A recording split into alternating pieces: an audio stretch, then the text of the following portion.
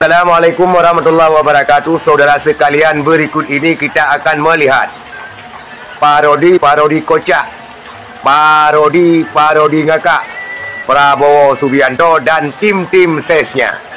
Malah kita akan lihat Prabowo Subianto menarik salah seorang menteri yang namanya Bahlil, seolah-olah dia menarik anak buahnya, seolah-olah seorang komandan tentara menarik anak buahnya yang berperangkat peratu.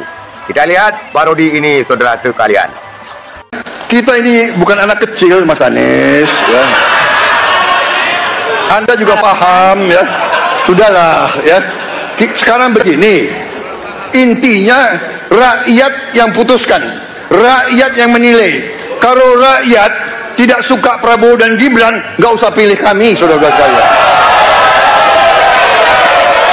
Dan saya tidak takut tidak punya jabatan, Mas Anies. Sorry ya. Sorry ya. Itu dia, saudara sekalian, parodi Prabowo Subianto yang diejek netizen. Karena Prabowo Subianto mengatakan ketika debat, saya tidak takut tidak punya jabatan, Mas Anies. Saya tidak takut punya jabatan, Mas Anies. Ini, parodi ini sangat-sangat diejek oleh ribuan netizen di Indonesia. Dan berikut ini kita lihat Prabowo Subianto lagi goyang gemoy ini. Ini juga memicu berbagai macam kontroversi dengan goyang-goyangannya yang kadang-kadang para pengamat politik meragukan apakah dia sakit jiwa atau tidak. Kita lihat, saudara sekalian.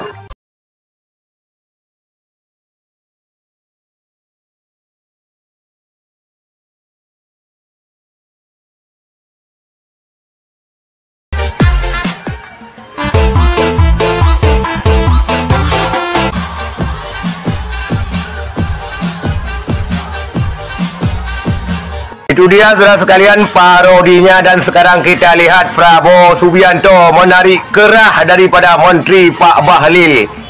Ini tak ubahnya sifat preman ini ditampilkan oleh Prabowo Subianto pada acara debat Cawapres. Kita lihat sekarang, saudara sekalian.